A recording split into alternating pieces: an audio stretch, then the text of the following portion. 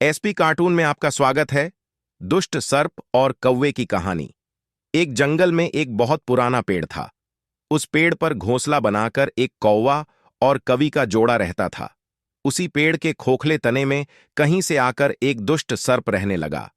हर वर्ष मौसम आने पर कवि घोंसले में अंडे देती और दुष्ट सर्प मौका पाकर उसके घोंसले में जाकर अंडे खा जाता। एक बार जब कौवा और कवि जल्दी भोजन पाकर शीघ्र ही लौट आए तो उन्होंने उस दुष्ट सर्प को अपने घोंसले में रखे अंडे को झपटते हुए देख लिया। अंडे खाकर सर्प चला गया और कौवे ने कवि को ढाढ़स बनाया कि प्रिय, हिम्मत रखो, हमें शत्रु का पता चल गया है, कुछ उपाय भी सोच लेंगे। कौवे ने काफी सोचा विचारा और पहले वाले घोंसले को छोड़कर उससे काफी ऊपर टहने पर घोंसला बनाया और कवि से कहा, यहां हमारे अंडे सुरक्षित रहेंगे। हमारा घोंसला पेड़ की चोटी के किनारे निकट है और ऊपर आसमान में चील मंडराती रहती है। चील सांप की बैरी है तो दुष्ट सर्प यहां आने का साहस नहीं कर पाएगा। कौवे की बात मानकर कवि ने नए घोंसले में अंडे दिए, जिसमें अंडे सुरक्षित रहे और उनमें से बच्चे भी निकाला आए। उधर सर्प उनका घोंसला खाली देखकर यह समझा कि उनके डर से कवि कौवा शायद वहां से चले गए हैं, पर दुष्ट सर्प टोह लेता रहता था। उसने देखा कि कौवा कवि उसी पेड़ से उड़ते हैं और लौटते भी वहीं है। उसे यह समझते देर नहीं लगी कि उन्होंने नया घोंसला उसी पेड़ के ऊपर बना रखा है। एक दिन सर्प खो से निकला और उसने कौ को नया घोंसला खोज लिया।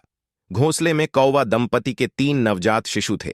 दुष्ट सर्प उन्हें एक एक करके घपाघप निगल गया और अपने खो में लौटकर डकारे लेने लगा।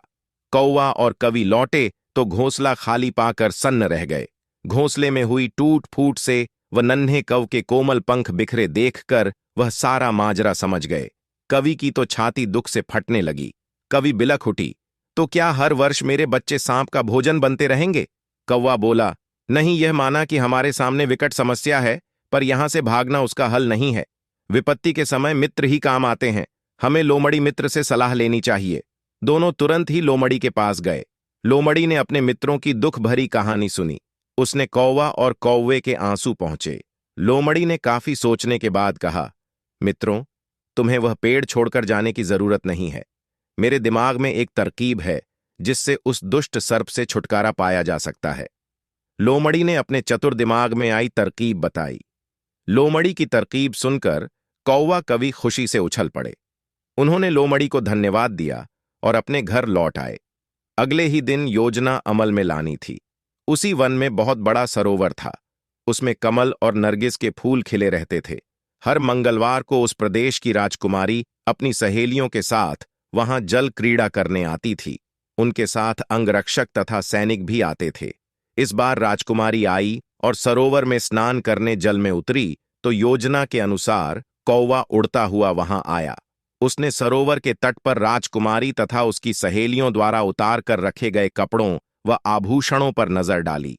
कपड़े के ऊपर राजकुमारी का प्रिय हीरे व मोतियों का विलक्षण हार रखा था। कवि ने राजकुमारी तथा सहेलियों का ध्यान अपनी ओर आकर्षित करने के लिए कांव कांव का शोर मचाया। जब सबकी की नजर उसकी ओर घूमी तो कौवा राजकुमारी का हार चोंच में दबाकर ऊपर उड़ गया। सभी सहेलियां चीखीं, देखो, देख देखो, वह राजकुमारी का हार उठाकर ले जा रहा है। सैनिकों ने ऊपर देखा तो सचमुच एक कौवा हार लेकर धीरे धीरे उड़ता जा रहा था। सैनिक उसी दिशा में दौड़ने लगे। कौवा सैनिकों को अपने पीछे लगाकर धीरे धीरे उड़ता हुआ उस पेड़ की ओर ले गया। जब सैनिक कुछ ही दूर रह गए तो कौवे ने राजकुमारी का हार इस प्रकार गिराया कि वह सांप की खोह के भीतर चला गया। सैनिक दौड़कर खो के पास पहुंचे तो उनके सरदार ने खो के भीतर झांका। उसने वहां हार और उसी के पास में काले सर्प को कुंडली मारे देखा। वह चिल्लाया, पीछे हटो, अंदर एक नाग है। सरदार ने खोते के भीतर भाला मारा। सर्प घायल हुआ और फुफकार मारा। बाहर निकला। जैसे ही वह बाहर आया, सैनिकों ने भालों से उसके टुकड़े टुकड़े कर डाले। इस कहानी से हमें यह सीख मिलती है कि सूझबूझ का उपयोग कर हम बड़ी से बड़ी ताकत और दुश्मन को हरा सकते हैं। बुद्धि का प्रयोग करके हर संकट का हल निकाला जा सकता है। अगर आप इस तरह की और भी कहानियां सुनना चाहते हैं तो प्लीज इस चैनल को सब्सक्राइब करें। धन्यवाद दोस्तों, मिलते हैं हम अगले वीडियो में।